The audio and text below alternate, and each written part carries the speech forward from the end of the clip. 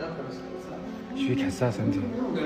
هذا المستشفى اللي صورنا فيه مشاهد أول حلقة. طب اول شيء امسح دموعك. ها؟ امسح دموعك اول شيء. طيب معقول هالدرجة؟ طيب تخطي خلاص ترى مسلسل. طب من اكثر الناس اشتقتي لهم في الخريف؟ والله كلهم يعني ما. جود مو مرة إني أشوفها دايم يعني باستمرار. اوكي. بس لكن يعني أبغى بابا. طيب بس الحين انت، طب ايش رايك اوديك الغرفة اللي انت باي ذا واي أنا كنت أصلا في الغرفة اللي أنا كنت فيها بالعناية. بالضبط اللي اكتشفوا فيها الفصيلة صح؟ ها؟ اللي اكتشفوا فيها فصيلتك. صرتك. فصيلة الدم. ايه يمكن كانت مختلفة. انت ايش فيك؟ انت تبكين وتضحكين بنفس الوقت؟ ضحكة الألم.